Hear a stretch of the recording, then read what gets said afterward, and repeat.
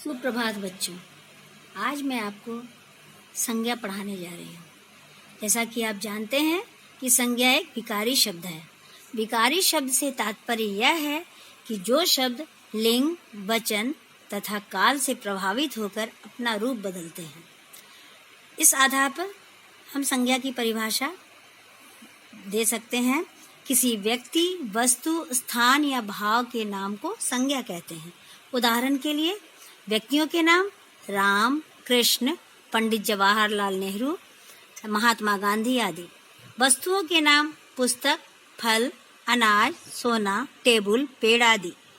स्थान के नाम शहर, गांव, संसद भवन, मंदिर, विद्यालय आदि। भाव दया, गर्मी, ममता, धैर्य। इस आधार पर हम देखते हैं कि संज्ञाएं 3 प्रकार की होती हैं। यहाँ जैसा कि हम चार्ट में देख रहे हैं, संज्ञा के 3 भेद: व्यक्तिवाचक, जातिवाचक और भाववाचक।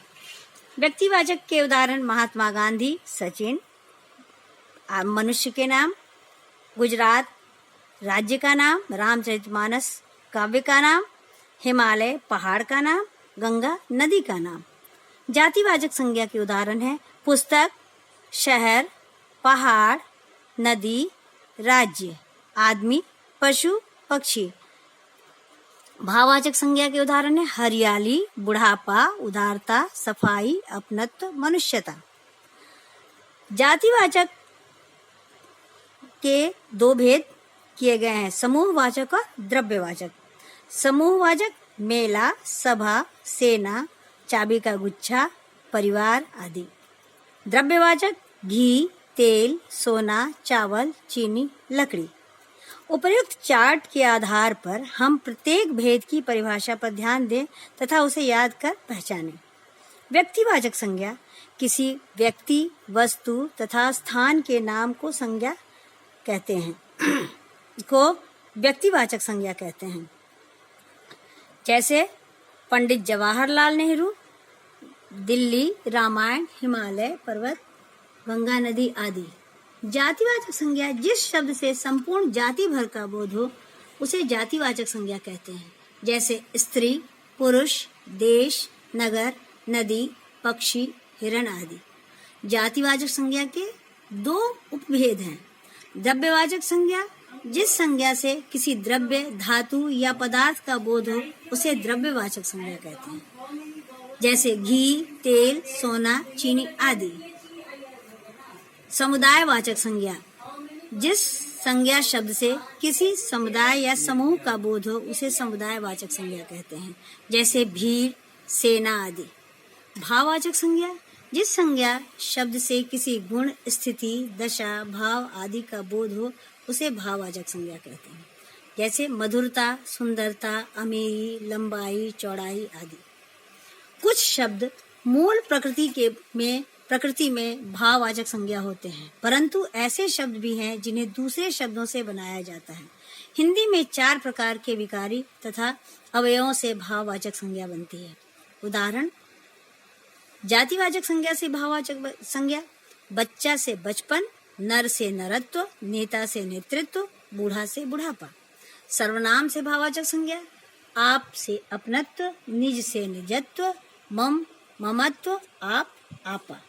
विशेषण से भाववाचक संज्ञा: आलसी, आलस्य, अमर, अमरत्व, गहरा, गहराई, हरा, हरियाली। क्रियाओं से भाववाचक संज्ञा: खोजना से खोज, चुनना से चुनाव, काटना से कटाई, पढ़ना से पढ़ाई। अव्यय या अविकारी शब्द से भाववाचक संज्ञा: नीचे, निचाई, निकट, निकटता, देर, देरी, शीघ्र, शीघ्रता, धिक, धिक्कार। अब आइए कुछ विशेष बात पर ध्यान दें।